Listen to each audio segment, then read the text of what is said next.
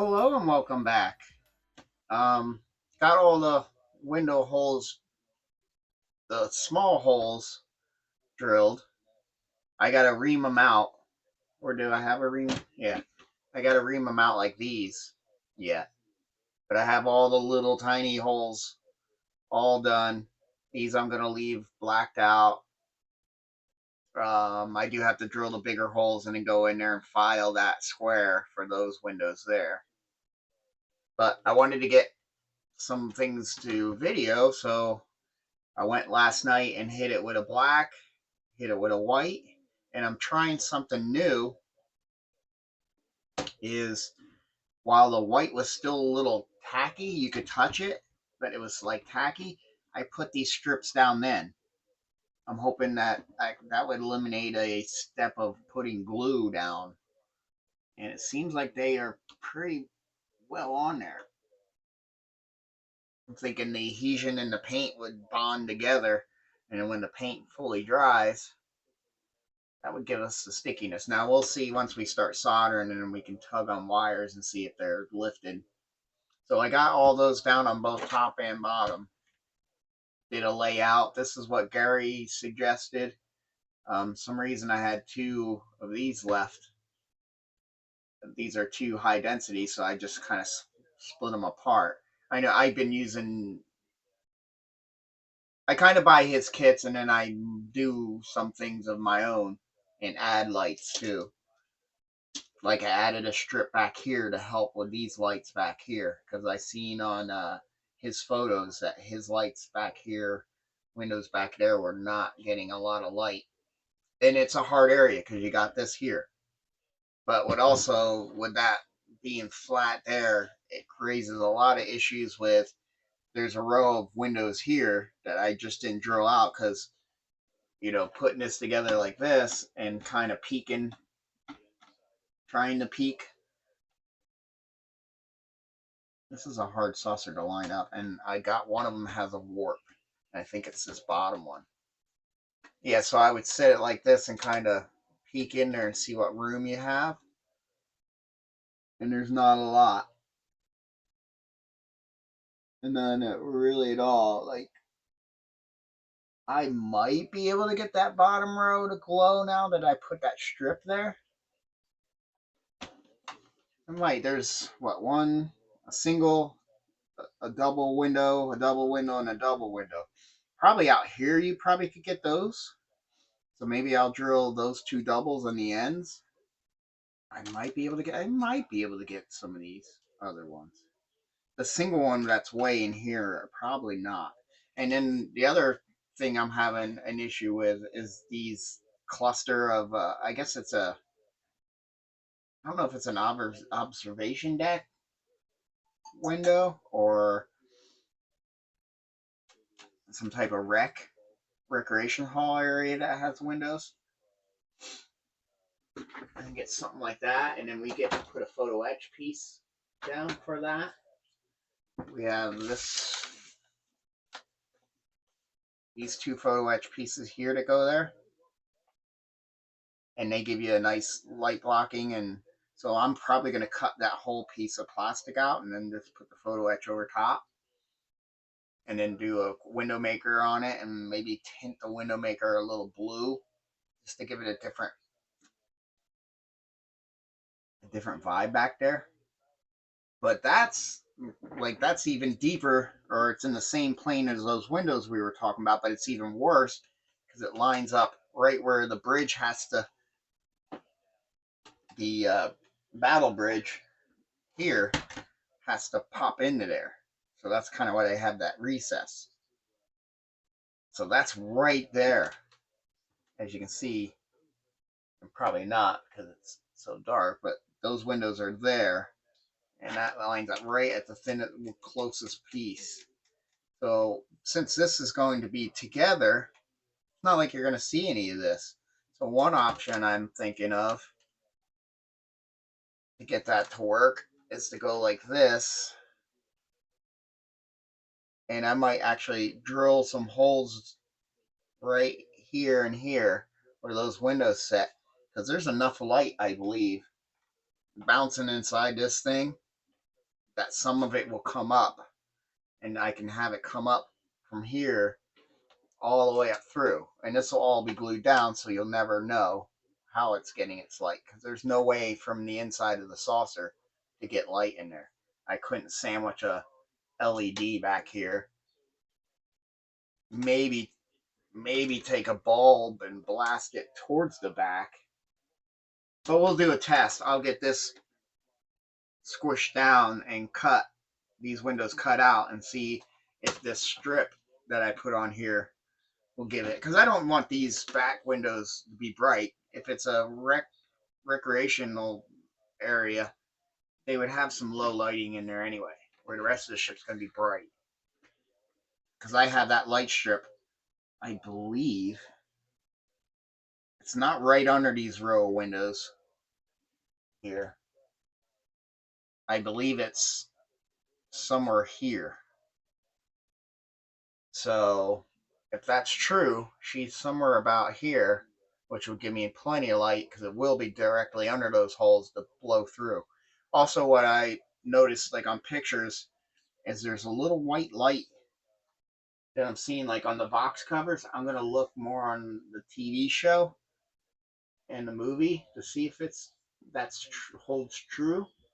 But that falls, it's on the new release, it's on the Platts, and the old AMT doesn't really show a lit. It's more of a actual picture of the model. But if I pull, like, this is the Platts, which I think it's still AMT, because they still have AMT Ertl, but I think this might be how they distribute stuff in over in in the East, like Japan, or because you got a lot of Asian writing on it. But as you can see there, this looks like a image of the big model. It doesn't, I'm not sure if that's the actual AMT model, or is this an image of the actual ILM model. It sure looks like an ILM model. How the windows are really nice. You even got the edge windows, like 10 forward. You can see right there. It has the correct what we had to add on, that scoop window there. So I'm thinking this is the ILM one.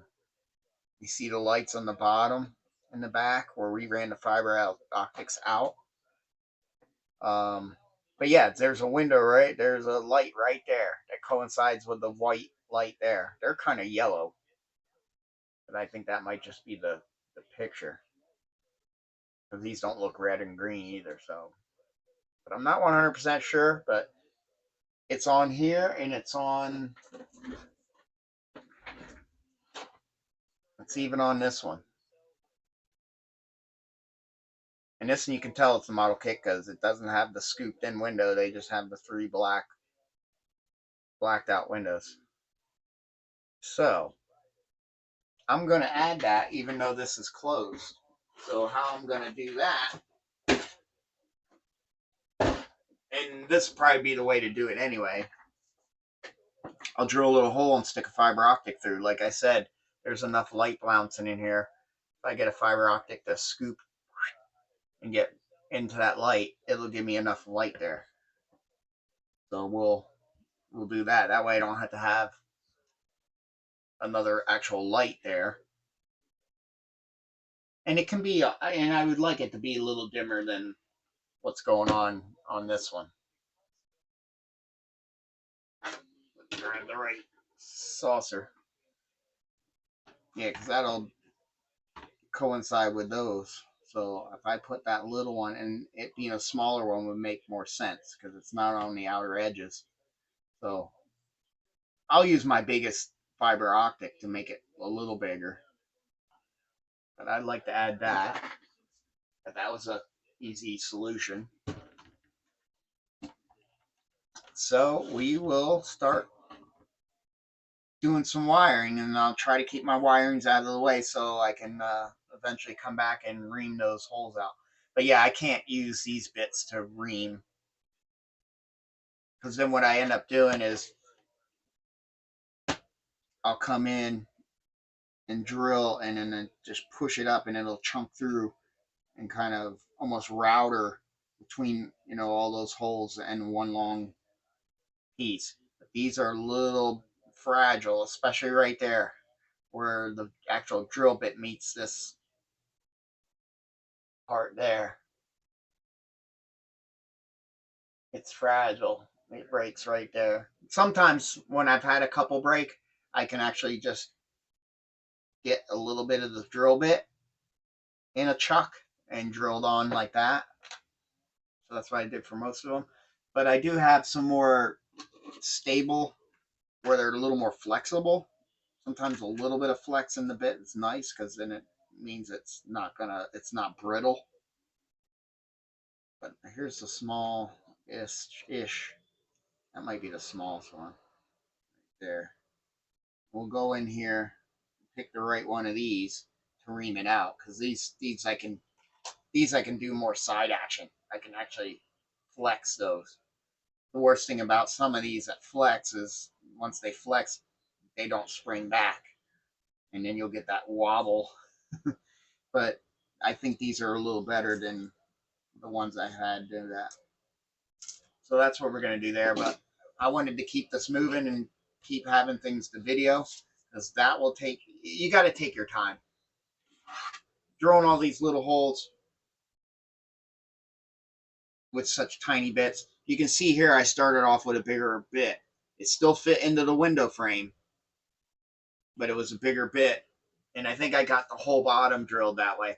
And then these cove windows here, I had to draw smaller. The windows are closer together. The window sizes are pretty much about the same, but the spacing between the doubles, like we're out here, you have like a spacing like that between the doubles. Where in there, it's closer. So if I use too big of a drill bit, you're going to lose that window separation. All it takes is one little and then it's done. We can start soldering stuff. So I'm going to go on and start soldering loops, and I'm going to try to stay out of any areas where once I'm reaming these windows out, I don't hit the wires, which is easy down here because it's just going to be boom, boom. I can stay right in this windowless area where the phaser array would be above. And in this one, I can run them all up here. The wires just loop, jump right there, just jump right across. So we're out of that way. But anyway, I'll be back once we loop all these together. But like I said, I think that will bounce off of here and give me that. And then we'll have to see what we're going to do for the big observation deck or rec deck, whatever that is. All right, got the negatives on these strip tapes done. I just was fooling around with the two flashboards to see if I can utilize these pegs. This one I definitely can, but I think I might still end up just hot gluing them here because this one kind of covers this set of windows on that side. I might do a test and see if the rest of the light just bouncing around will get to them because it's only just on the edge there. It's nice that you can screw them down and they're setting up and all that kind of neat stuff. This will be for the nav lights for my red, green, and this white one here on both sides. And then this is our actual flasher for the flashing lights. and again, I know these are not supposed to flash, but I'm trying to keep consistency with my Star Trek ships because it's just weird that they have some that follow that and some that don't. But basically what I was doing here seems to be making it go quick. I just start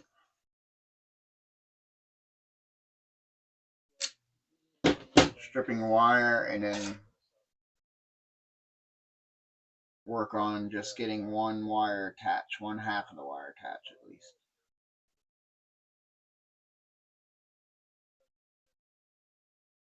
I should put a little more solder on that.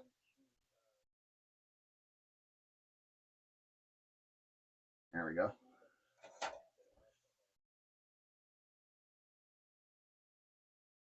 And then just been coming over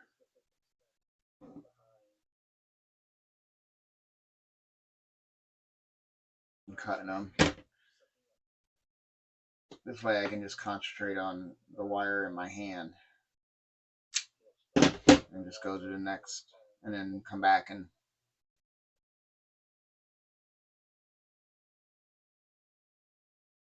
come back and solder those other ends.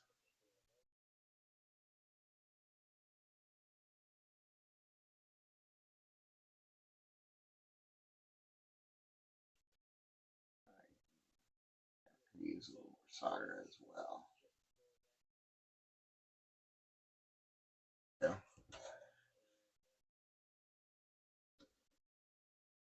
Do anything? No. Okay. I didn't think I had it too hot. I mean, you want your gun on the hot side so you don't have to keep your iron on the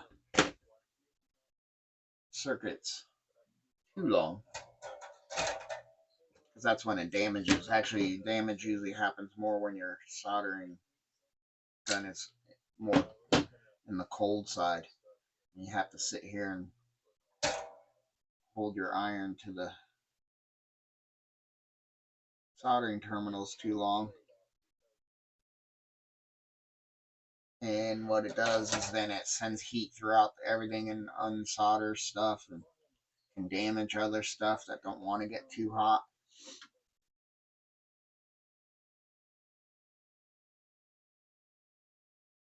And I finally got myself some nice thin solder. That helps too. But this seems to be working because I can keep this wire that I have in my hand and just keep moving on. And then we'll just come back and strip those ends and kind of streamlining, I guess you could say.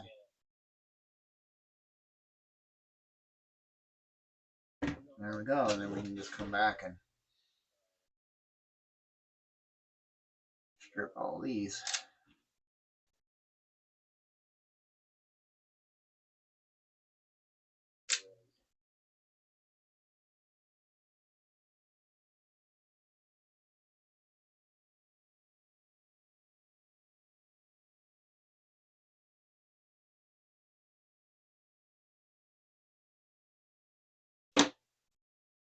I always like to give something, everything a tug. And we'll eventually attach these wires with some like hot glue or something like that.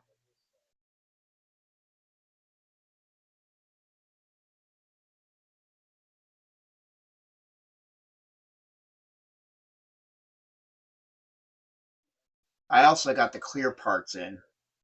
I had to do a little trimming because the lip of the upper ship goes right on this edge. So I had to kind of measure it and then grind a little bit. I might have to grind a little more. That way that lip of the top half will fit and not get snagged. And I had to chew away a little bit for the pegs, the locating pins. There is we do have a peg that's gonna slide over that, and so hopefully I did enough where it'll fit. We'll do some dry runs because also I'm noticing between the thickness of those clear parts and the thickness of those clear parts, and then to add an LED pointing down and up all in the same spot, it's gonna fill up this rim. So we'll probably have to shave these flat parts down later. All right, so we have that. We can actually test that. Speaking of testing, but it's nice to let them run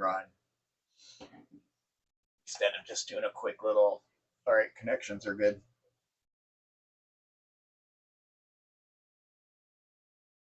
There we go. I see Tenant Controls has a board. They've had it out for a while, but it's a nav strobe board. Just a simple $15. You can't beat it. Um, that gives you different. One board gives you for the navs and the strobes. So I wouldn't need both of these. So I wish I had one of those. So I'm gonna probably order a bunch of them from Ralph over at Tenant Controls, and maybe order like 5 or something like that, because I got a lot of other ships that I'm gonna need some stuff on. But for $15, that's great, and you can even get the double flash for like the JJ prize, you know, from Star Trek Beyond, or the reboot of Star Trek, basically. Franklin's the one that's really dedicated to Beyond, but yeah, that Enterprise has the double flash, which is really cool. So that would work for that. I think I do have a board for that has the double flash. But it's nice that his board you can change it to fit what ship you're using in Star Trek, especially just by moving jumpers. You can get a double flash or a single flash or different speeds. But yeah, definitely check that out if you do your own lighting design instead of buying full kits. We can do the bottom saucer, or the top. I'm sorry. What I like to do usually first is start tinning the terminals.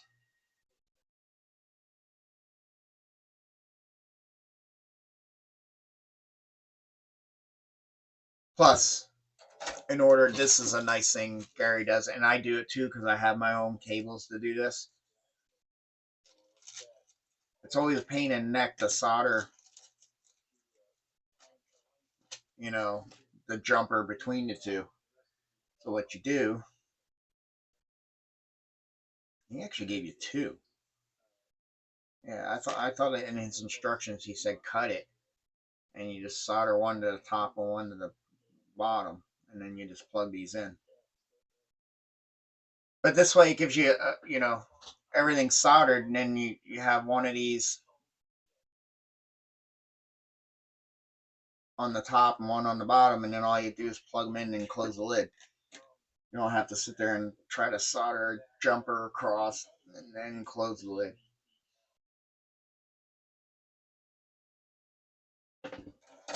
And I'll see if you notice, I kept my positives all on one side and my negatives all on the other side. That way I'm not crisscrossing wires, and it's easier to remember. I only have to think about it when I'm actually laying the strips down. And then I know, once I get going, I just can follow that. And it looks neater. We're just going to continue doing the same thing I just showed you.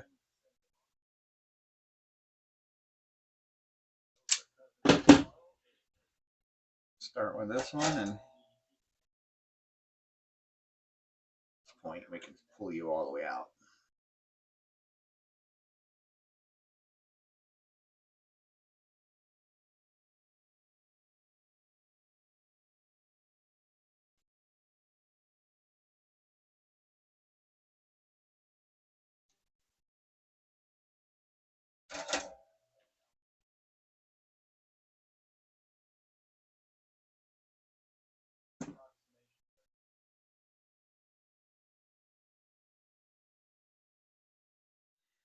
All right, last one here. As far as the negative.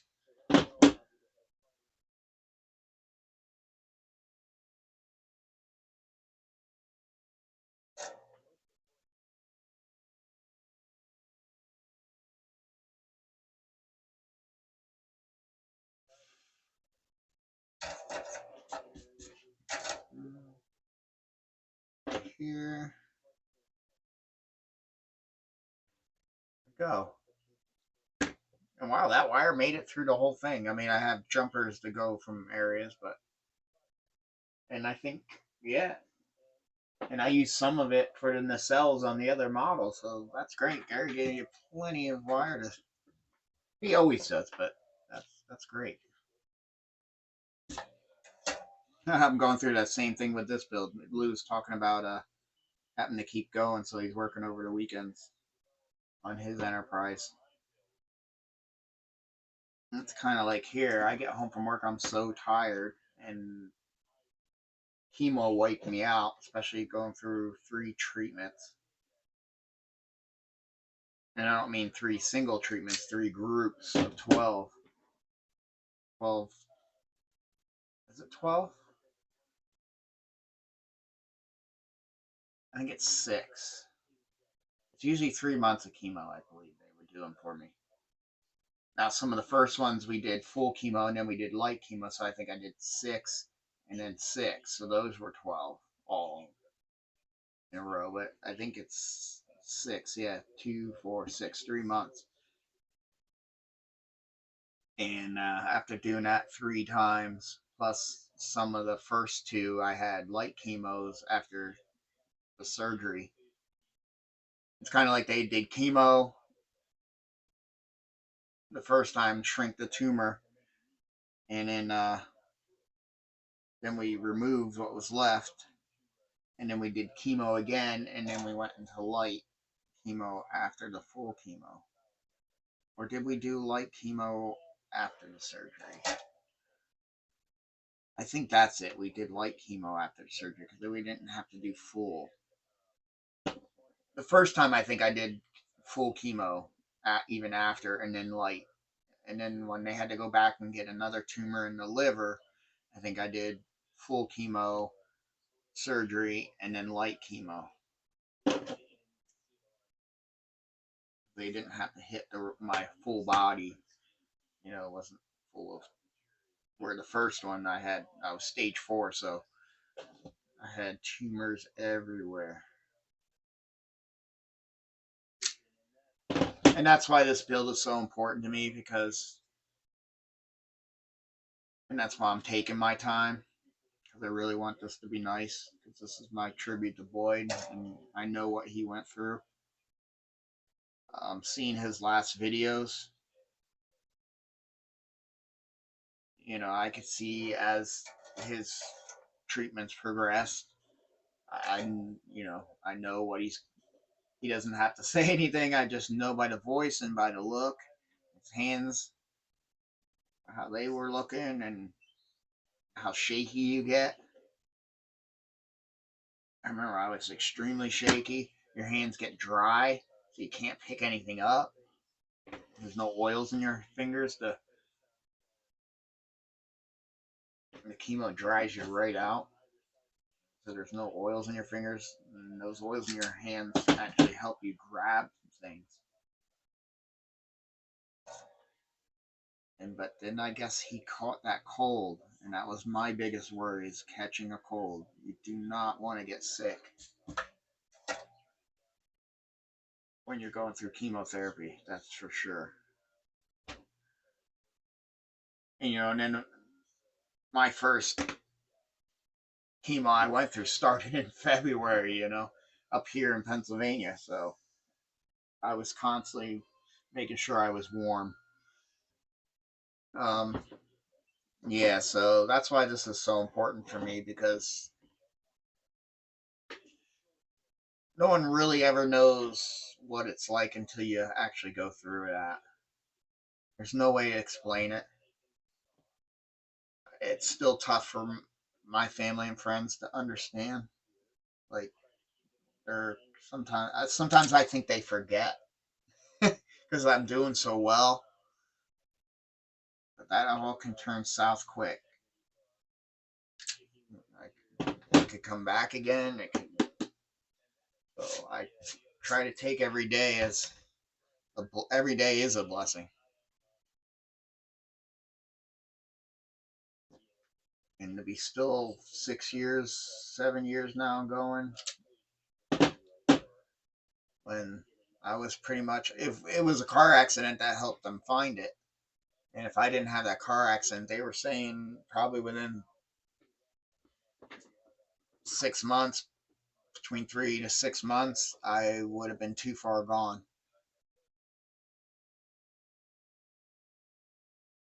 And they would have been pretty much just making you feel comfortable. But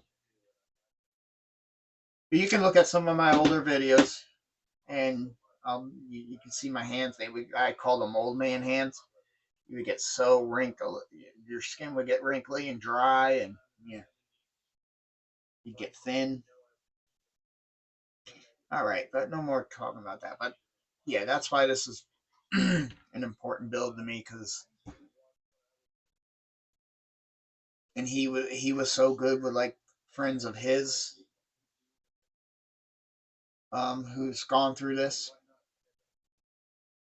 So I would like to do the same for him. He was so good with different people in the model community that had to go through that same thing. Everybody's is different too.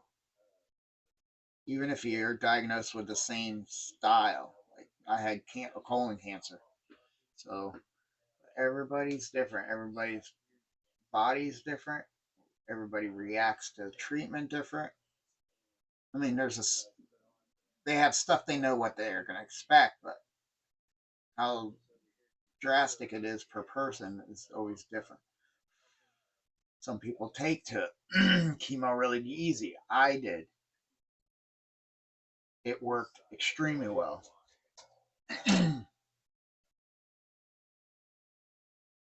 But yet, they're surprised when they see me. They're like, wow, you look good. Especially now that my tests are further apart. I'm at the every 6 months now instead of every 3 months. I think this is my first long stint since my last reoccurrence of it. It was just a small tumor in the lung, which is weird because my lung, it showed. That's how they found it in the car accident when they did a CAT scan through my chest to make sure I didn't have any injuries from the seat belt or hitting a steering wheel or anything like that. They found nodules in my lung, and then once I went, and they were just like, just go to the doctors. It doesn't mean anything. It could be nothing because everybody has nodules in their lungs. It's kind of how your lungs deal with foreign objects. It builds a nodule around it, and most of the time they're just benign. And I think for the most part they were. Those weren't lighting up once we did a PET scan. But what they did is they had me do it after that. After we kind of went through some stuff, they decided to do an MRI, and then I think that day they called me, or the next day, I'm not sure. And they're like, well, the MRI didn't quite give us exactly what we wanted to know and see. So we want to do a PET scan, or what they call a PET scan. I forget what the stands for, but I know what it is. And that's looking for tumors. That's when they say we see enough nodules. Now we're seeing which ones are cancerous. Because cancer cells burn a lot of sugar. And that's how the PET scan works, I believe. Is it looks at what cells are burning a lot of sugar. So what they do is they have you the day before your scan. You're supposed to do nothing. Just lay on the couch. Get up to go to the bathroom, get up to eat, but then lay back down. They want sorry, all of a sudden they want your body to be in the most rested mode as possible. And then you go in, They gave me some radioactive. I think the first time they made me drink a drink that's mixed with a radioactive stuff. I think the last time they gave me a shot. And then they have you lay down for an hour, lay still. Then they finally get you up, move you over to the scanning machine, and then you got to lay still in there. Then they do their imaging, and then they usually like to do a check of all the pictures, so they still have you lay there still until they saw that all the images are fine. That way, if anything's weird, they can quick catch and make up retake those images. All right, that was that part. We should do a little test. Yeah, it's definitely not a fun thing, but I have to say, yay, our lights are working. That's a little more of a warmer light, because but that's okay. But yeah, it's not a not a fun thing, but I went through pretty well. I didn't have to get radiation. That was a plus. I thought I was gonna have to on this last time with this piece that came in with on my lung, because it was so small. It wasn't big enough to even cut out, and it was behind a rib, so they couldn't go in there and biopsy, and it was even too small to even biopsy. So that's why when they first saw it, we waited 3 months to see if it would grow. That would be a sure sign that it's a tumor. And my type of cancer was not highly aggressive. So, and it did grow a little bit. It grew. So we definitely knew that it wasn't benign. But between their images, and I have tons of them, that one came out of nowhere. And they would look at the past and the present. And it was there, but it was really tiny. So they wanted to see if it grew, and it grew. But the benefit was it grew big enough that they could go in and just cut it out, and I didn't have to get sapped with radiation. So this build has a very personal connection between Boyd's one of the people that got me, really going, and I've learned probably the most from him. Out of I've learned a lot from all the guys I watch. Chris Olsen's one that really got me in with the Falcon. Lou, Lou's comical. I can just watch him. It doesn't even have to be for the build. He's just comical. I like him. And I've been to Wonderfest, and I haven't met him, but I was taking pictures, videos of other people's, all the wonderful other models that were there. And I look in one of my pictures, and he's right across the table from me. I'm like, I can't believe I just look up. I would have been able to say hi and thank him for all the wonderful entertainment, especially when I was going through my treatments. Lou went through cancer too, but he got lucky. It was just a little piece on his cheek. And he's doing well, thank God, all this time. That's awesome.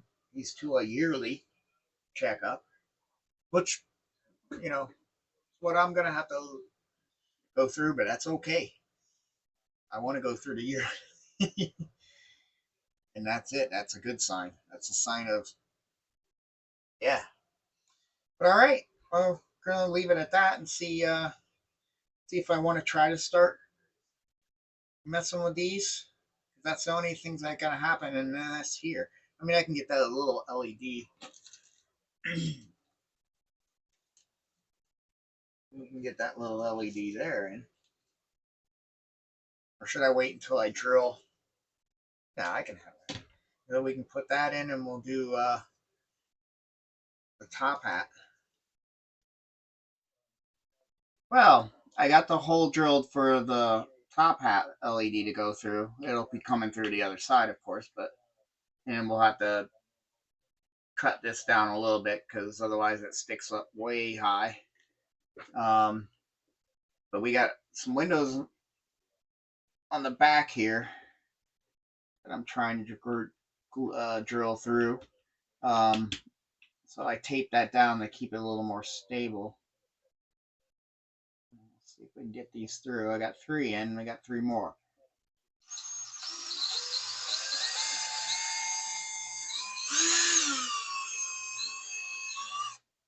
Trying to stay at the same angle because you can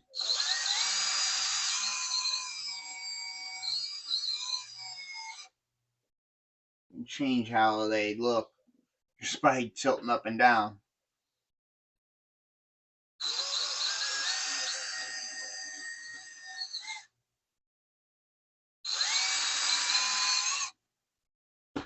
Only thing is those other ones look like they're further apart, and I don't understand why, because I went off of the window marks.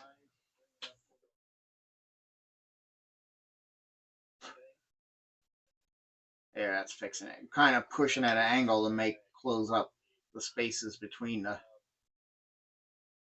two, or the between 2 windows. One actually can make it look like it's up a little higher, so then I'll just come up.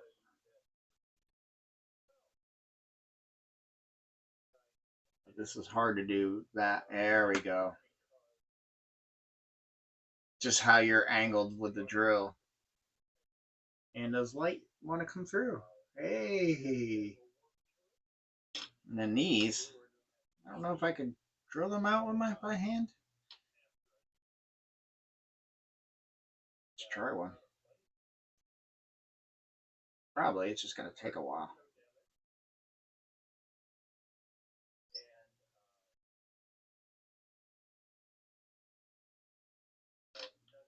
And these are kind of elongated, so I'm going to drill 2 holes. That'll work, but I think I can get that faster with the drill. It's not a horrible, but that went through pretty good, actually.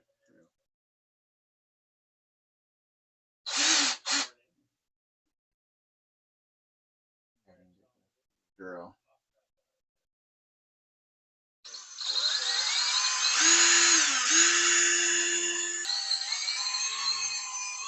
That one's not letting me.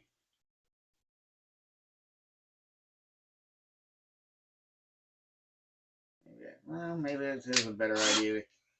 Like I said, I have a little more control. But we'll keep doing that, and I'll come back.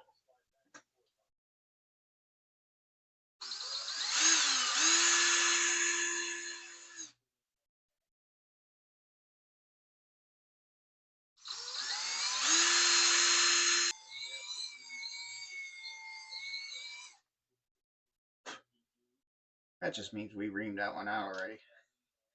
Looks like I was coming right, and then I went into the same hole. That's why.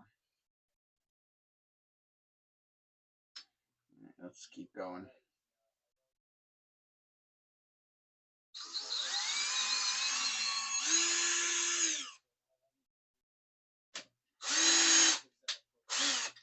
Remove the whole chunk. Go in here with this one. Clean like this up.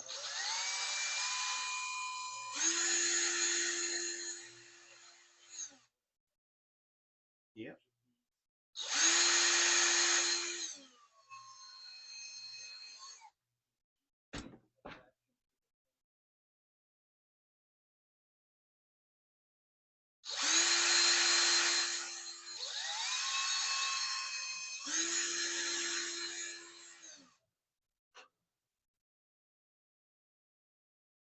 That's working out good. But I'll finish doing all that off camera. But there, that'll look cool.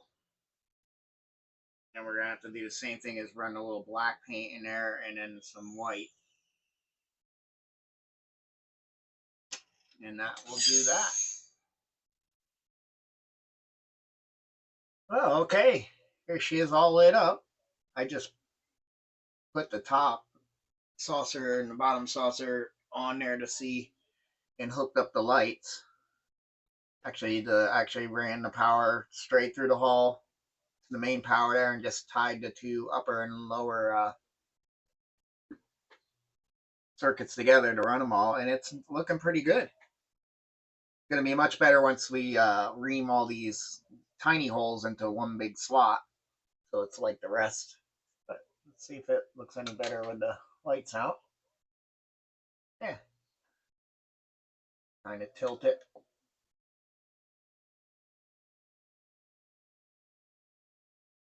And that's just with the holes. And that's what Gary did with his, instead of slotting it out like down there. So I think I might try that on the other one. It'll save me some time.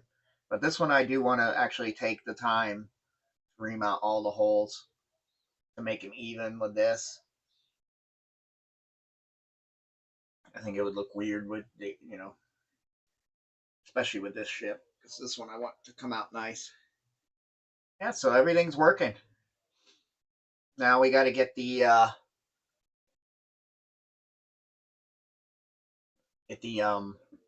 impulse engine circuit going. But I think we're going to be able to close these with the plastic pieces in these nav areas. I think that's going to work fine. Yeah, see, I ran just a quick little jumper and tied the power into the main. Oh, the bridge fell off because I just sat it on there. See if any light was even coming up here. And then I drilled that hole a little bigger so we can get the top hat LED in there. So we're going to do that here soon too. Oh, and I'm happy to say that we're getting some light. We are getting good light back here on those windows. I don't still hesitant on drilling these other ones. I mean, I'm even getting them back here. There's a set of windows. I didn't do the single because it's actually in the roundness of the plastic, and that's going to get completely covered. I think we got efficient brightness in there. You know, I think it could be, I don't know. I'm wondering if it could be a little brighter. It's hard to tell because we're looking through windows that have a bunch of holes. But I'm still wondering if it could be a little brighter. It's almost even like these LEDs are not extremely bright. Like they don't look like they're at their full luminance. So it could be a lot of with these not being soldered, just the stuff being twisted on. Because those are glowing bright, fine. So I'm wondering if it's a little bit of that. But really, I don't know where else, you would need. I mean, it's pretty even. That's one thing I'm saying. That the windows in the center look just as bright as the ones on the outside. Plus, hopefully getting some window maker. That too. This doesn't have like. I'm also thinking of how when I look at like the TOS 350 or the refit or the Annex 1, there was clear plastic in there, and that pretty much acts like a fiber optic and pulls the light up. So hopefully when we get whatever we use to make the windows, that'll do the same. I'm happy with that. I think that'll work. We can get on doing the impulse, which I think we'll have to do up here. Well, okay. I got the impulse engine lights in. I did 2 3mm, and what I did is I ran them in series. That way I could run this one as a flickering bulb, and this one I can run as a regular bulb. And when you run them in series, if you have an effects bulb first, every bulb after that will do the same thing as the effects bulb. That way I can have these two flicker exactly alike, but I don't need to use two flickerings. If I wanted each one to kind of have its own little thing going on, like I think I even did that with the TOS. I think I did it where they're flickering on their own, or I know the Annex 1 I did that. That's fine. You can run just two flickering bulbs. I probably could even made the drive section, these two down here, because I did do 2 in here because it's a little bit longer, and I was able to. But then I made the mistake of running 2 flickering bulbs and ran in series. I didn't have to, but anyway, yeah, we could have made all the, all 3 impulse engines flicker the same, because that would have gave we would still had enough voltage. Because I'm powering this with 9 volts. In parallel, your amps go up. So if you have two 20 milliamp bulbs, you would add the 20 milliamps together, and that would give you 40 milliamps, still at 9 volts. And so on. If you went 3, then that would be 60 milliamps on the load. In series, your voltage goes up, your amps stay the same. So what happens is you just add the voltage of each bulb, and you want to stay under what your main power is. So here we have these reds are 2 volts. So you got 2, 4. We could have went 6, 8. We'd have been 1 volt under 9 volts. And I could have had those run the same. So I could have just had a negative and positive lead running down to those 2. Or vice versa, from those 2 up to here. And they could have went the same, which would have kind of been neat. But since they're kind of separate sections, this is able to separate. So these engines would be the saucer's impulse, and then these here would be the drive section's impulse. So yeah, I just ran power coming in here, calculated a resistor for 2 volt. I think I did it by 2.2, but there's no real difference.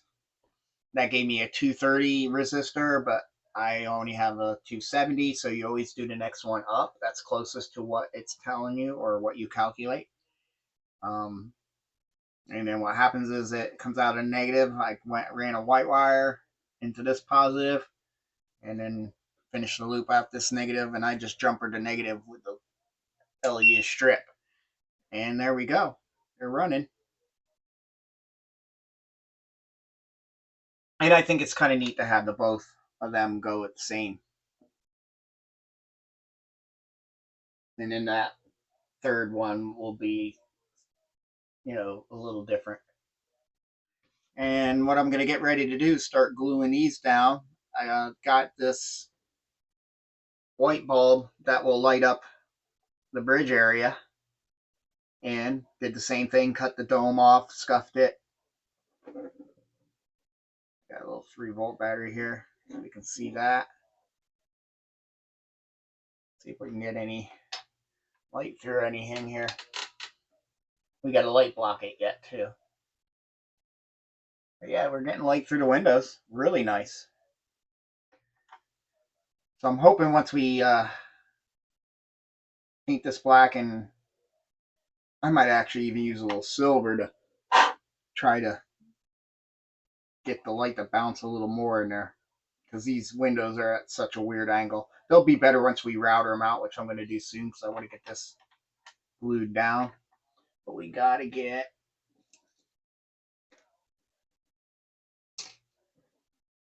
you glued in there. Got to get you in there and glued. And then I'm going to want to chop some of the top off of that, because that's sitting way high. I want it a little bit, like maybe like that.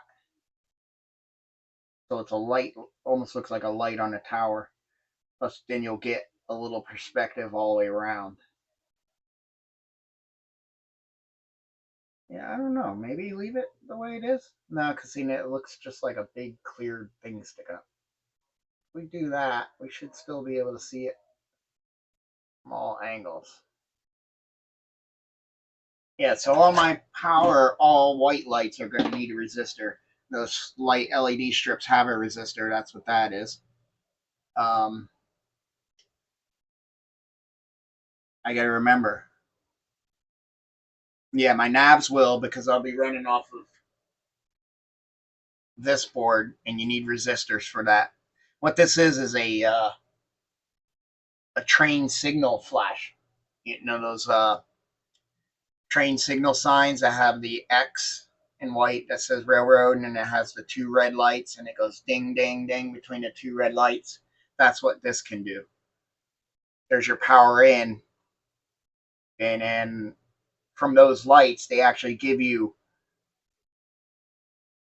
a single positive and two negatives. Yeah, I believe they give you 3 wires out of it because you can buy those for your railroad scale railroads, and I think they have three prongs, and they're sending the power out the negative or something like that. But your negatives go on the outside, and then you just join the positive into the center, and that's why I think it gives you one red and 2 blacks with those signs, and then it just pretty much is what it's doing is cutting probably the negative. Like it's disconnecting, then it goes off, and then reconnecting, and it goes on. So that's probably what it's doing. But you have your red will have a resistor on it, but it's a joint one. So they're probably running in series or something. I don't know. That would be really weird. Now this you don't need resistors for. So any of your LEDs that you're going to run, all my flashers, I had no resistors on them. That's why I had to be careful, like in the nacelles. And I was almost thinking back, did I put a resistor on the nacelles? No, I didn't. And same with the one down here, I didn't run a resistor. Because otherwise they'll be dim, and if it's resisted too much, it probably won't even work. So that's one thing to always keep in mind doing these is what needs resistors, because a lot of the flash boards or effects boards, some will already have resistors on the board, so you don't have to put them at each bulb, and some won't. Like this one here, I won't have to put a resistor on. But this one here, I do. Since we don't have any type of shuttle bay, we can just run wires right across that, because it'll just have a door. I gotta look. I wonder if there's any 3D files for a 1400 Enterprise-y shuttle bay. That's something I haven't looked, because the photo etch would give me a perfect way to have a door that opens and comes on and off.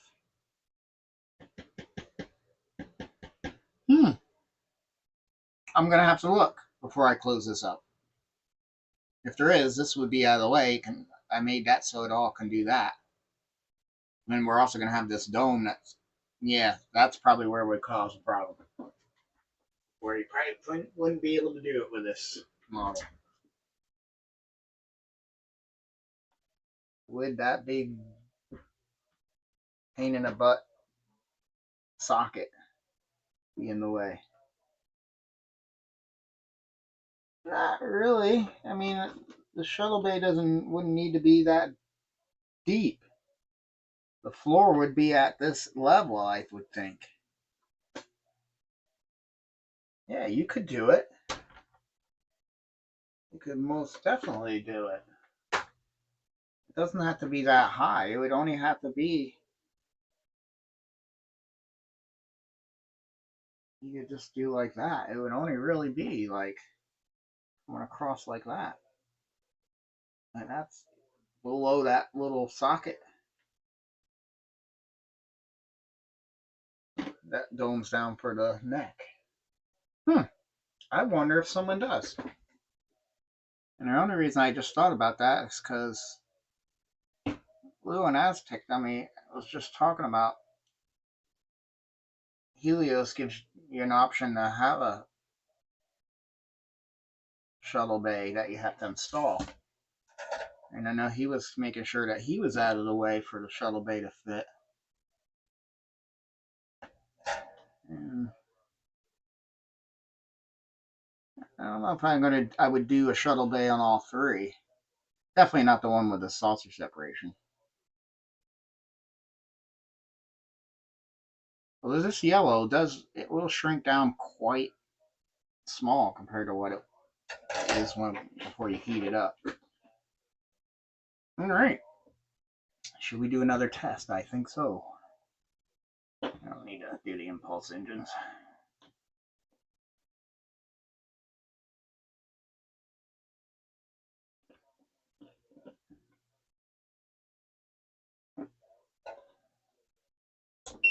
Hey, sweet. That right there. How much is that going to get in the way of those rear windows? Massively it is. I mean, that looks great.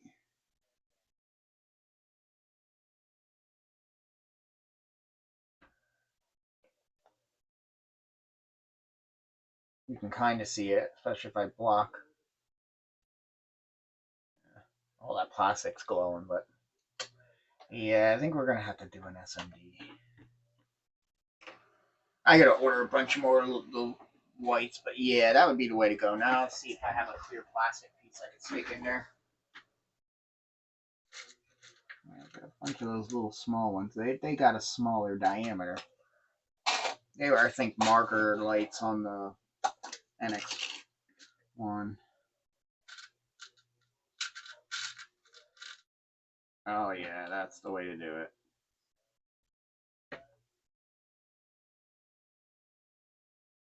And not having the curve. Oh yeah, that's perfect. We just got to put a little SMD, white SMD there, and then just paint, tulip around it.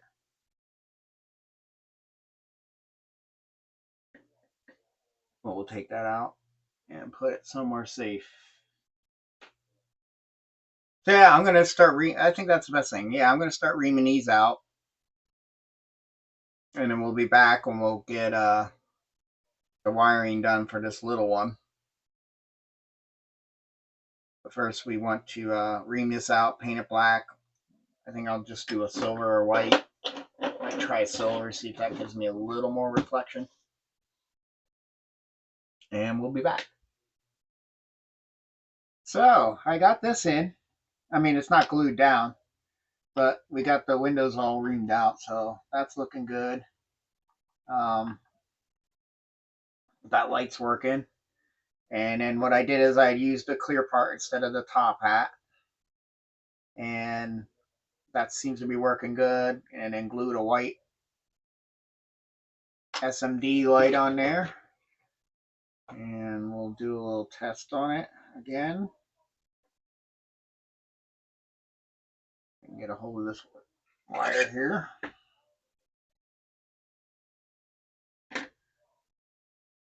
This is the dead battery. It'll be.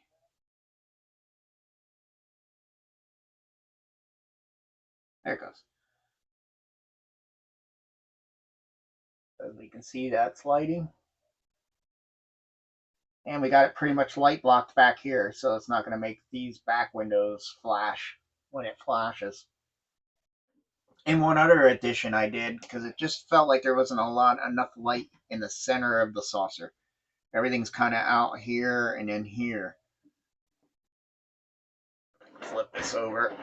So I added 2 more lights.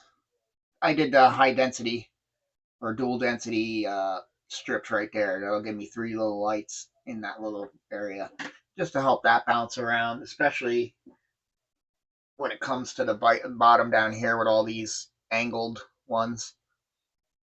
And I did a test of it last night, and it worked so much better. It kind of evened it out a little bit better. So yeah, I was just like, I'm a little worried about it being a little dim here. Now it's time to move on to these here, but I think I might want to start reaming some of the holes out, or can we get them in there and just make sure they're out of the way? I think we can get them on there, but we can definitely glue this guy down. I'm happy with all that. Just the yeah, and these here I just jumpered off of the 2 strips right there. So we can start. I gotta be careful how many wires I get in here, especially when I gotta ream these window holes out. But I think I can get those. I'll have to be careful when we get to that window and those sets. Other than that, I think we'll be out of the way. So we can at least get them glued down. can't attach them because they go to the flashboards. So these are so small, you got to make sure you have the right way facing down. So we'll get a little bit of super glue on a toothpick.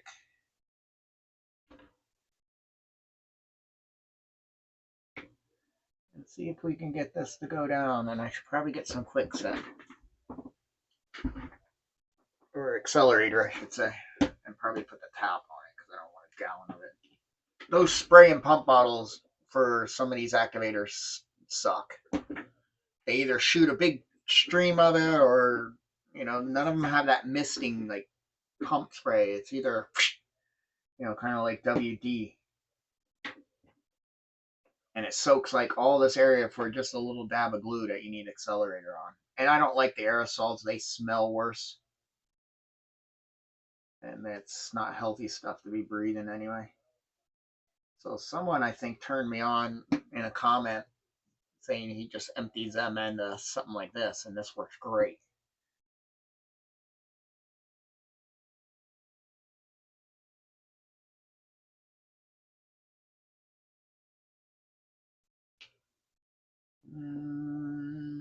Where did I put one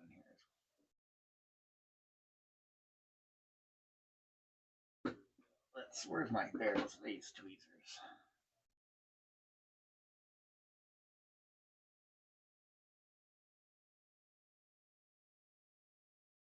You can kind of tell what's the top by how that red wire is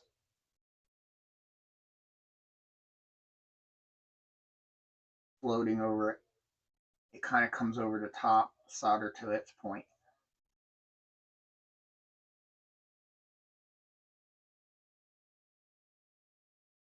These super glues are just not acting like they used to.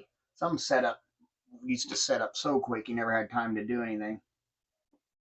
And now you're running into some that even when you even use an activator, they're still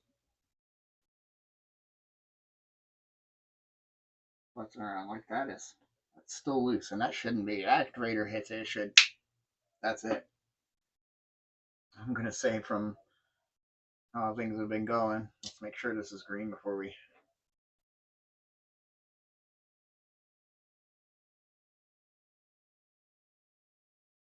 Yep, that's green. We set it down here. Like I said, we should have plenty of time with how horribly slow this. Sometimes hide these wires because they want to. Of course.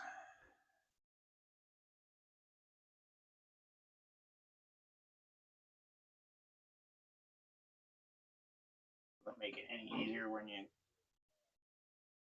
doing stuff on a saucer. Sometimes I think the kicker actually upsets it too. Or this kicker doesn't work with this CA glue. I don't know.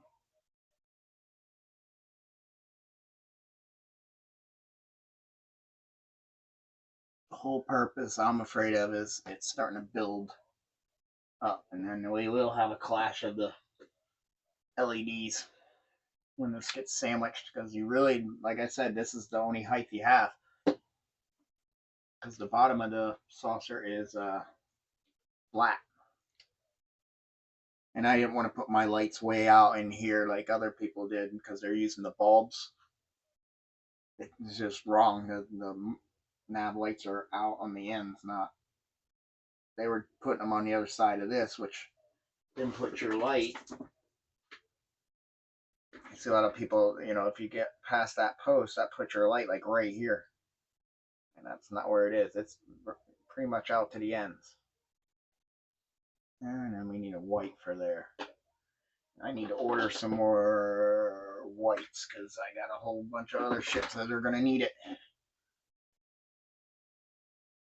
So adding on these lights, I did a test fit with the saucer on because I was getting a little worried about, the super glue is also giving it height, especially when you have to keep putting some down to get it to stick. Well, once I put these sandwiched together, this one LED facing this way actually glows enough the other way, and since they're exactly on top of each other, it's glowing both of them nicely. So I think I'll just stick with, instead of having two greens, one facing down, one facing up, and same thing on the red and the white, I'm just going to use the one and sandwich it down. Now we got to deal with the windows surrounding them, especially with the red and the green. So I'm thinking about just taking a piece of styrene. I think I have some scrap black styrene, and just making it the height of this rim and gluing it right over to this peg, this locating pin. And since this is the outer one that the inner one slides into, I can glue it right to the side and then glue it right to the side of the ship here and light block it from getting these windows. Now, the nice thing about the bottom of the saucer is there's no windows out here. So if there's a little bit of a gap, it shouldn't affect these windows way in here. So that's a plus. Yeah, we can permanently glue this bridge down. I've done some light tests with it, and everything's bouncing around there, and the window's fine. At least initially on this edge. Probably easier to hit this part.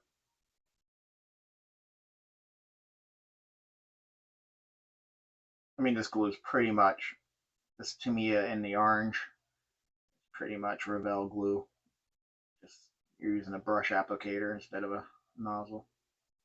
But that nozzle works great. I like, you can really get stuff put on like in a small little edge.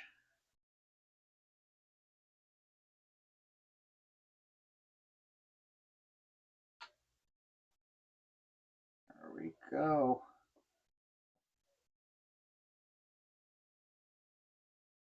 And I like the extra thin. It'll seal up small gaps.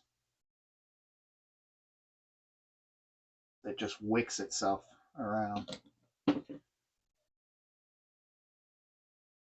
Like my TOS 350, I didn't even have to like seam certain areas. Like when you put the bridge down on that saucer, sometimes you have to putty around it. You just keep applying a little bit of this, just let it hit and let it flow on its own. It makes a nice smooth seam. All right, so top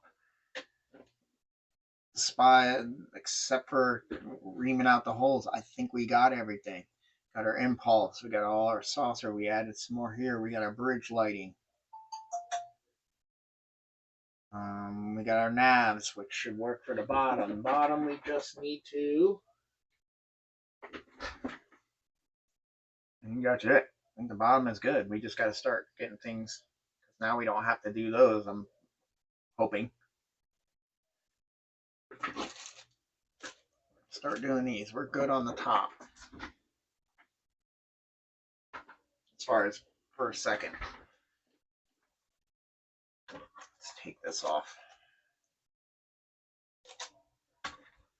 Let's look at what we have here. He gives you two. One was supposed to be the flasher, and one was supposed to be for the power. We'll keep this red and brown one for the power, main power. We'll do this for flasher. I think we can do this.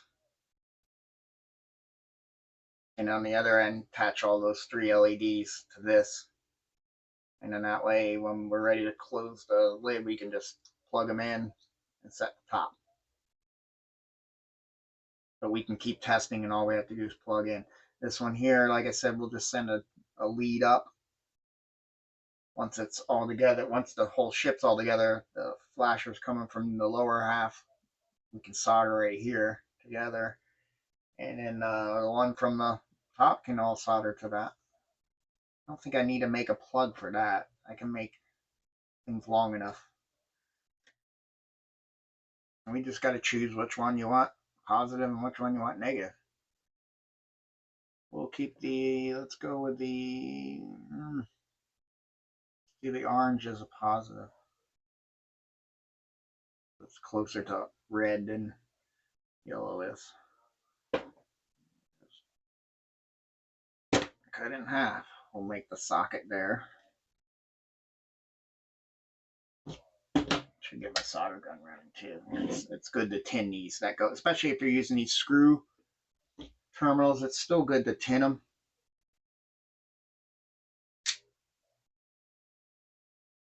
It keeps the wires from smushing too much and having some type of stability when they get squished into those screws. Are you hot enough? Oh yeah.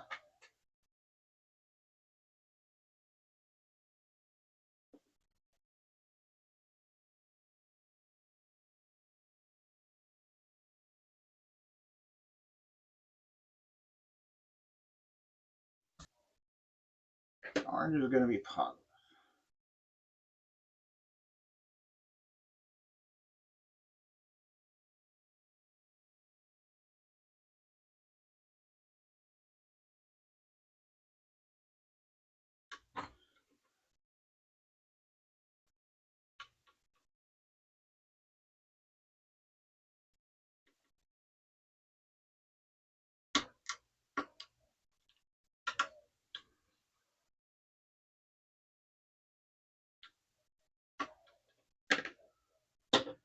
There we go.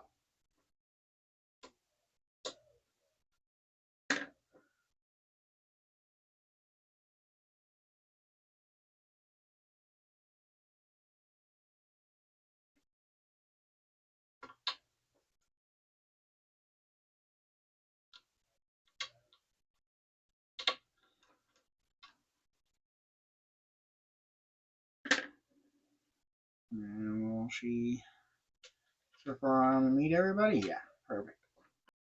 You, we gotta take apart and actually make you a set of jumpers too. And desolder these little ones. I got a bunch of these too that I don't use, so I can.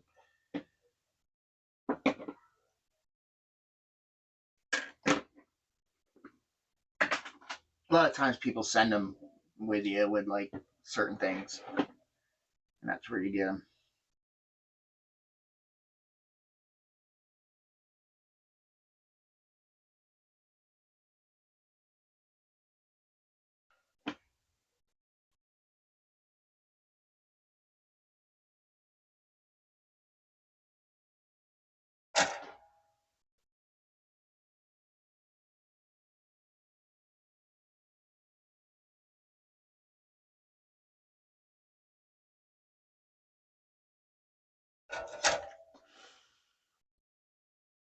Oh, I was wondering if it grabbed it. That was a big no.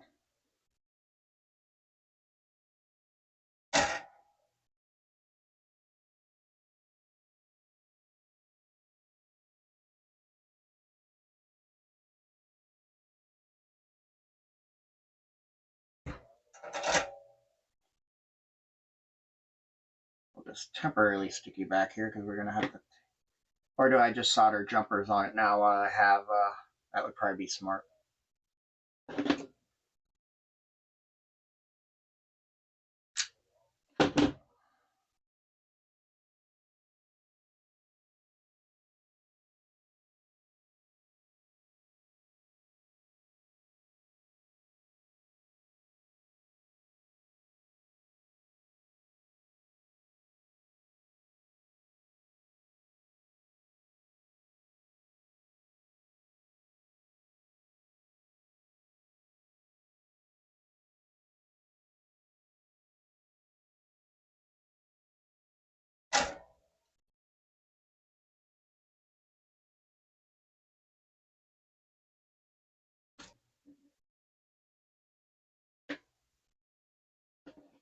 And we'll match that.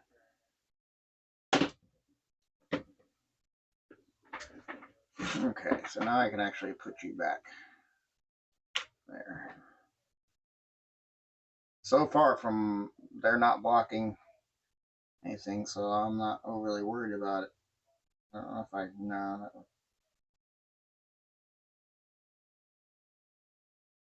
But now all these powers can get tied together. Same thing with these two. These will all be bundled together with the power coming up, and then we'll have one of these connectors here to connect to the power cable. That way we can just have it unplugged, but these will all be bundled together. Now I figured I'd get these windows, remove this board and get these windows at least drilled out, but I think I should do the full. This plastic's kind of soft, so that's kind of nice. Should be easy to square off these windows. Went with a bit as big as I could. So all I really have to do is the corners. Yeah, that worked out good. Or you can leave them as round ones. But that's not canon, they were square windows.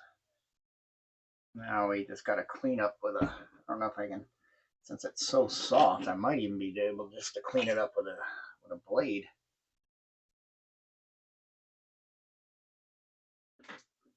Okay, got the window filed out.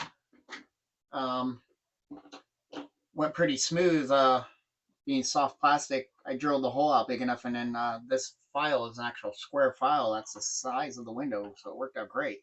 So once I trimmed a little bit with the knife, I can just go in here and just file them all four corners until it came out good. So that's great. But then that made me decide I should probably move this board out of the way because you'll see it. And then I can twist this one out of the way of that window, and that will work. All our power. So we're just going to hot glue it, I think, here. Got plenty of space right there. Hot glue it. And my hot glue gun is hot now.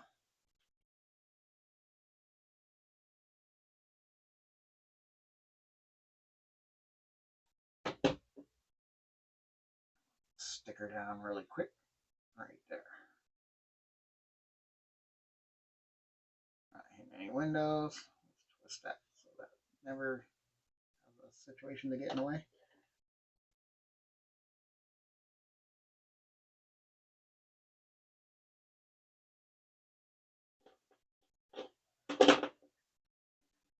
Alright, and we might as well tack some of these wires down while I got this gun hot.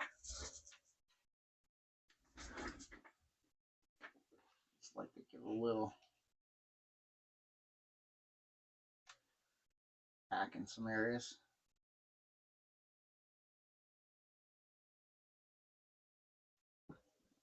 Get rid of all these strings. Only bad thing about hot glue, you got all the stringies everywhere. Beautiful. So now we can start at least tying all these together.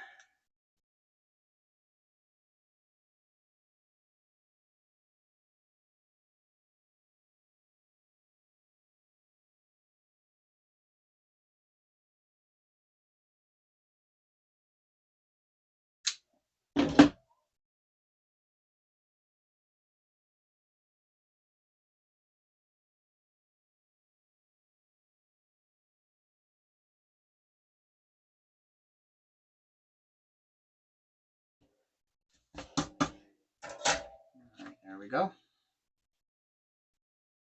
Now what we got to do here is, I always forget what's the positive. So then what I do is you can see which side the red wire connects to, and then just make a little mark.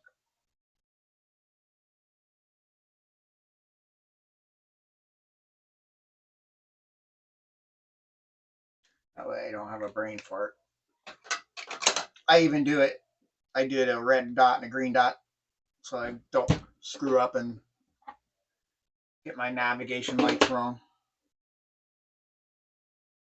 And we'll just need a little piece of shrink tube to cover the wire, and then sometimes I can get it to cover a lot of that, as long as it grabs that part. Yeah, that'll be it.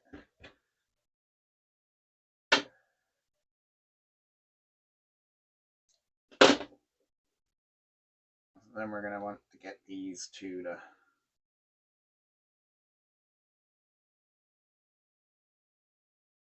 and this black one I could actually leave long, that way these two don't have to be like super close to each other. I think that's what I'll do. I'll just leave it the length it is. That way they're here, and this is that plug for the top to plug in to get power.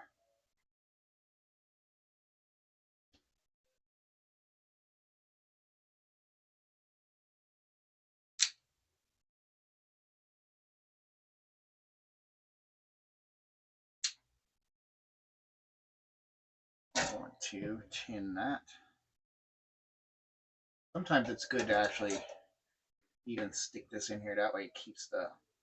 Sometimes you heat this up too much, these want to move. It starts melting the plastic a hair.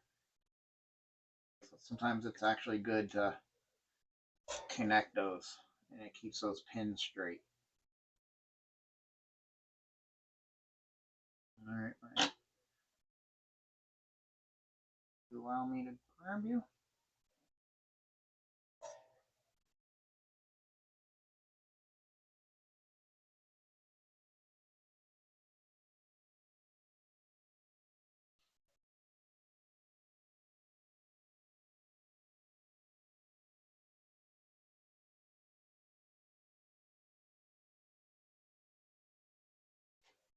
Beautiful. Yes, we look good. So shrink to lower. Shrink it down. Yeah, that just keeps those pins from moving because they're just metal posts sticking in plastic. So you get that plastic hot, and you're putting pressure on it, it can start melting the hole bigger. And so I found that works great. And any heat from that peg gets sucked up in by the wire and keeps it away from the plastic. So that should give us our connection. We'll solder that to the upper deck, and then that's when it comes to bringing the top down, all we have to do is just plug in. Same thing with this. This will get attached to the navigation lights, which is I think what we can start working on next. We're good here. Everything's got power now. Both boards do. Make sure we don't have... One thing I know about this board, you do not want to reverse polarity, or it will just destroy. It'll destroy this chip. You're going to get this. And what we'll do is we'll hot glue it here so there's no stress directly on this thing. We got to connect you.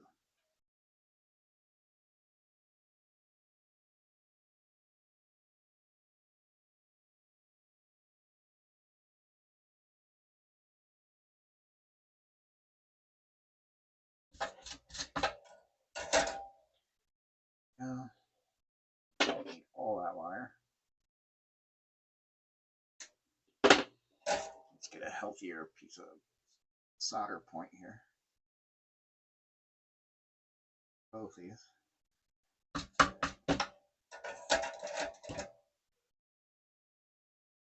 I should tin you too, also.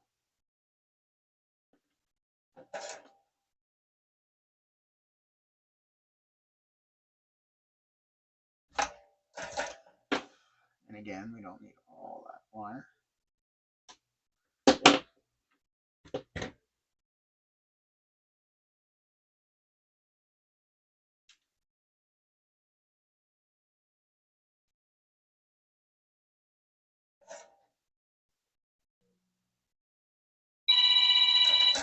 Okay. Sorry about the phone. I got that soldered down, so we're good here. Just got to make sure those aren't in any window hole ways. So we can always put a little piece of tape or hot glue it so it's like that. But what else I've been doing, I actually got a resistor on here. And then instead of building styrene, I'm going to try something. I made a little putty dam to block the light. And it seems to be working pretty good. I don't know if I can show you. Clip this. The negative is, of course, underneath.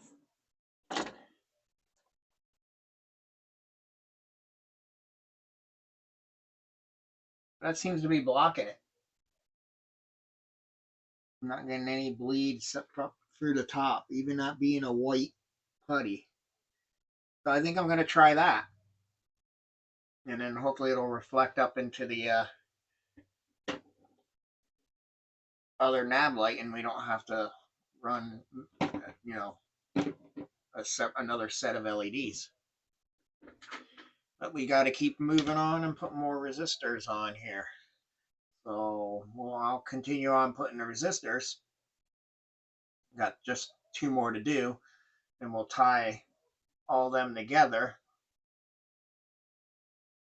And where's that? And then we put this guy on. Okay, now we got them all soldered together. Just brought all the resistors together and twisted them together. We can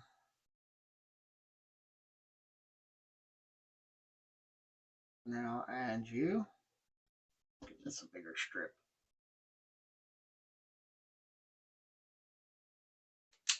Oh, we can get this to twist around it more.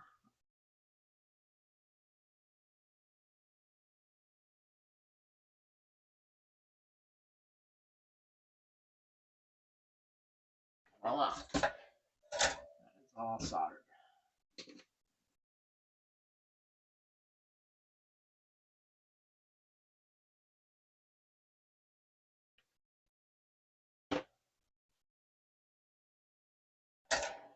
Shrink tube, little piece on here.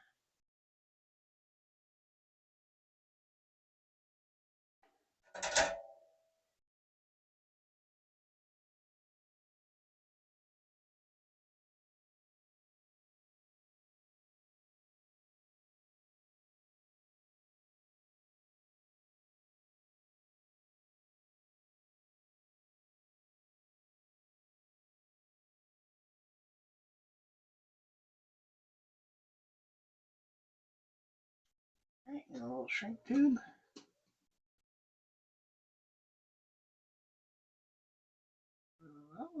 Yeah, let's go with the red because it might sleeve over the yellow. Yeah. We want.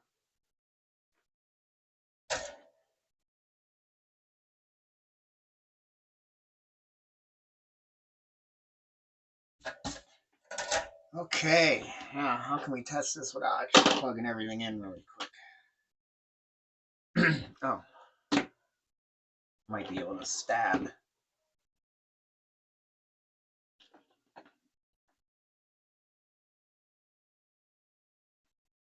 You guys are never the way I need this. Stab, there's a little connection point right there. I might be able to hit. Get that one.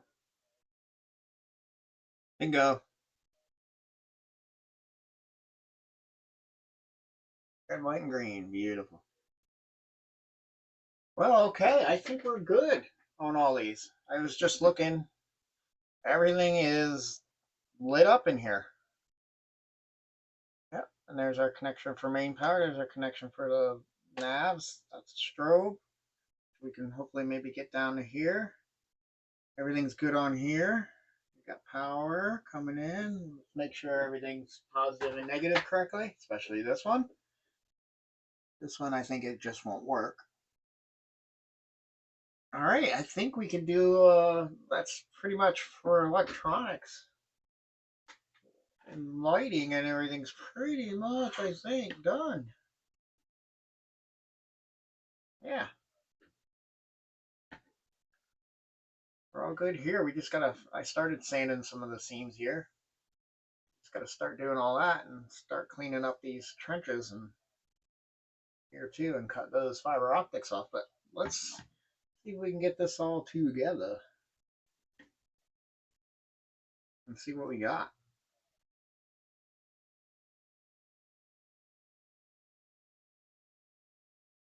This actually snaps on pretty well.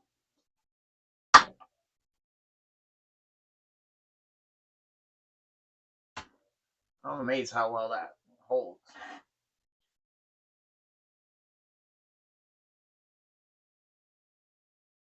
There we go. All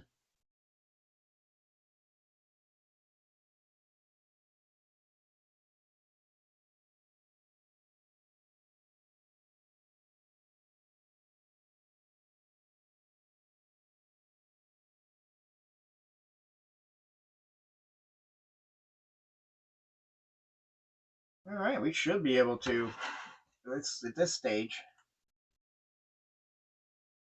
get all this running.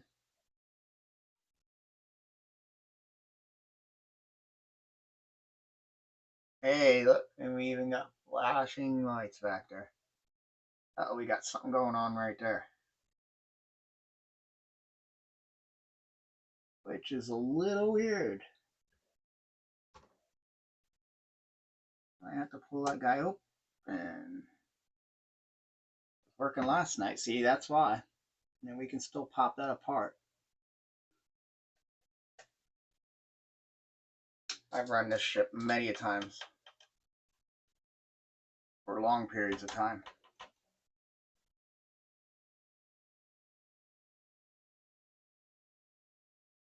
And didn't have an issue. Or is it just a voltage thing? Seems to be fine now. This connection's not great. And we were just getting a little flickering that way. That's what I think it is. Very good. We're going to want to turn this off. I don't like plugging things when they're hot. See if we can get this upper deck down.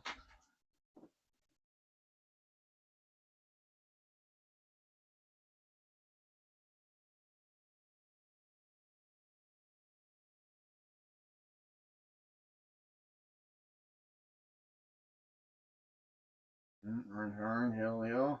Okay. And you.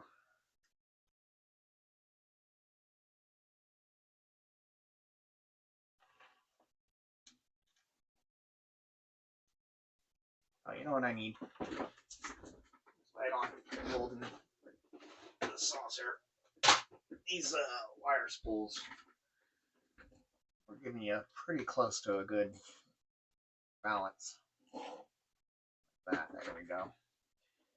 And if I can find something else that'll help hold this top up.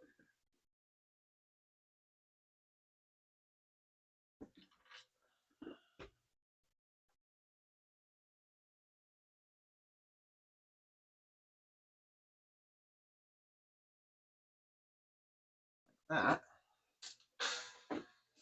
Move this light so I can see here. See if we can get little strobes.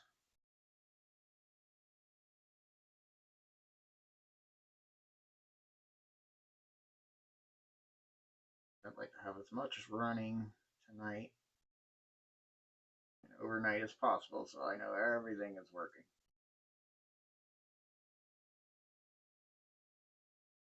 I hope I got it. It's hard to tell. This one's just as simple as plug in. Alright. Well, here we go. Fingers crossed.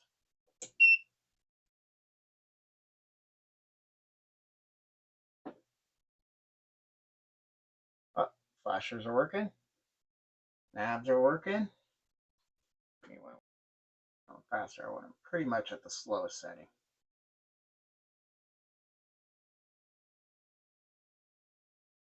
Usually it's slower than that.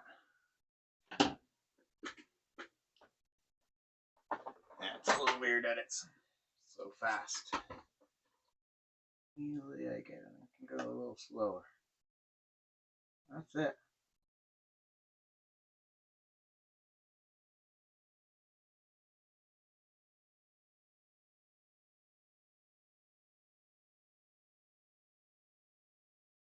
That works fine. Especially since they're not supposed to really flash in Canon anyway, but alright, can we close this without things shorting since we're not going to cover those or this and that for now? Hopefully. Hey, oh, hey. see what we can do here. Let's see if we get just this light.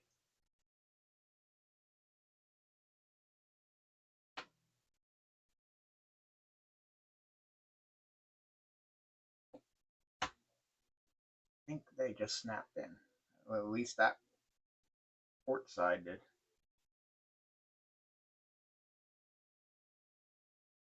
Up here more, so you push that front end up.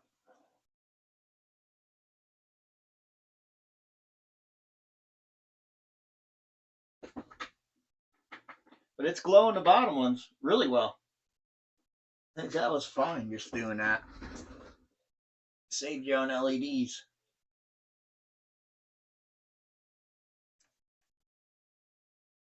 A little bit here.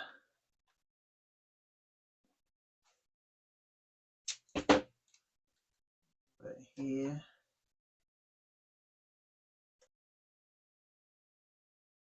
I mean, it's going to block some of our windows, but it's better than at least simulate.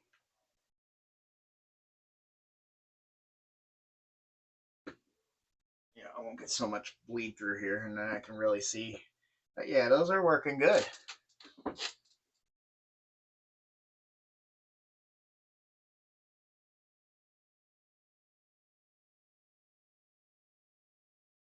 I wish I could get these a little slower, but that's okay.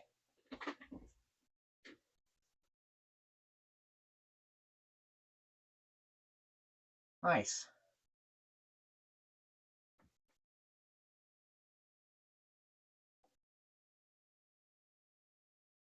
Our impulse engines are going.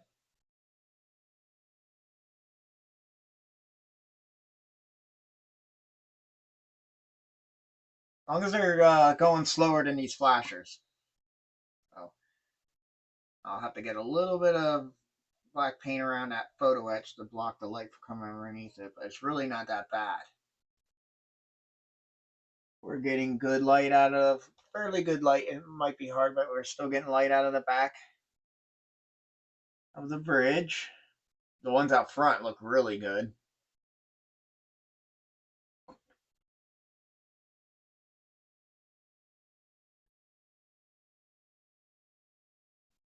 Everything underneath looks great.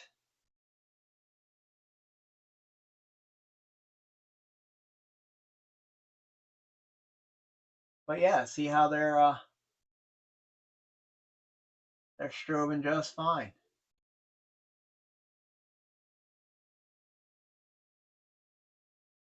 It's getting plenty of light down through with one LED, so I'm happy with that. This one's getting a little bit of light bleed from the rest of the ship. Top ones aren't getting as much because they also have the actual LED on top of them. But that's okay. It can look like and then we're going to put the other one here, and that's going to be constantly on.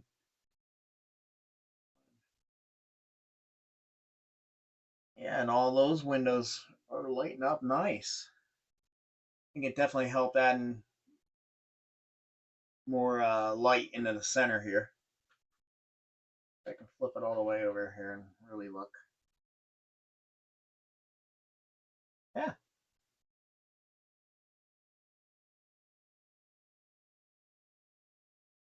I am very happy. But all right, I'm going to call that a night and let this run. And then when we come back next video, I will have all these holes reamed out, top and bottom. Like I said, we're still getting, I like it. We're getting light back here on these windows too. I'm happy. It might be too hard to see in the camera.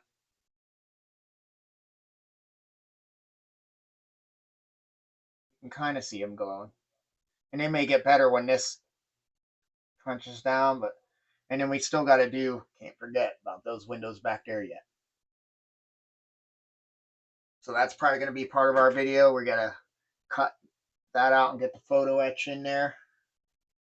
And then, like I said, I think the best way, I'll see how much of that light that I put here that you can see right now will go back here, but I doubt it. I think we're gonna have to drill a hole